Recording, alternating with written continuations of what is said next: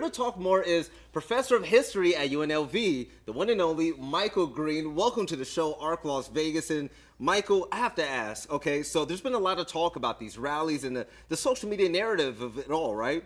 What does this implication of Walz and Kamala Harris being in Las Vegas mean to the Democrats, especially in a state like ours? Well, this is a swing state. We're purple. And any which way, we were going to be seeing a lot of presidential candidates and surrogates this year. No question about it. But there was, as you were all talking about, a different kind of energy at this event than you had been seeing for Joe Biden, and I think Republicans have shown for Donald Trump. And it's been a long time since we have seen this kind of excitement, for lack of a better term, about a ticket. And if you want to think about how Nevada is important to the outcome of things, both party candidates are now talking about getting rid of those taxes on tips. Michael. I can tell you, I'm the son of a casino dealer. 40 years ago, they started taxing tips. And there was a casino executive here who was asked, what's the difference between the old days and the present? This was in the 80s. And he said, you don't see boats in dealers' driveways anymore. Oh. Well, we never had a boat, but still. Michael, you're an absolute delight. But we really appreciate your perspective too. So I can't help but notice. It's no secret. We have people from both sides of the aisle. We have Trump that got his party that's been coming to town. We have J.D. Vance that was here recently. I can't help but think the momentum keeps going, left and then right, left and right with all these visits. I feel like it's almost like we have political whiplash. But how do you think we're going to fare in the end? It's getting really, intense, I guess. Well, it is intense, and it's been intense here really for a couple of decades. For a long time, Nevada was just considered kind of a bellwether in the sense that we tended to vote for whoever ended up being president. Well, been only 2 times since 1912 that we have not given our electoral votes to the ultimate winner.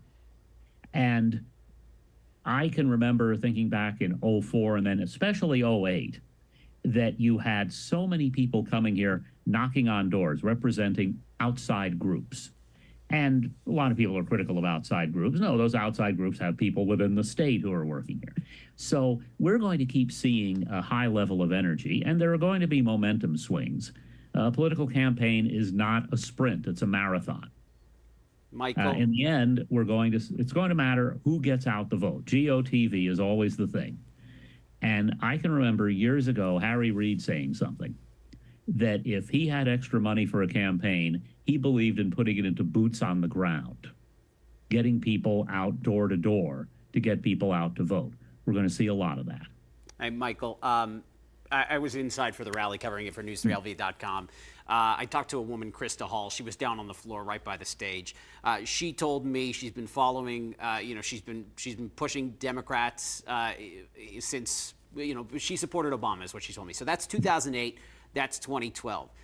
She told me this Harris campaign is ramped up exponentially, even compared to then, in 2008 and 2012. Why? Why do you think it's so much more intense than what we saw, even with massive rallies that Barack Obama was pulling off? I think part of the intensity is the time factor. We are less than 3 months out, and it was only a little over 3 months when Kamala Harris became the Democratic putative and then real nominee. So there's this sense of, well, it has to get done fast. There's the fact that Barack Obama was the first black person to be a major party nominee. We now have the first black woman, and that's a combination that excites a lot of interest and, for a lot of people, hope. And I think there's also kind of a release and relief going on. There were a lot of people who were incredibly worried among Democrats whether Joe Biden could do it. There was all this discussion of his mental acuity and so on.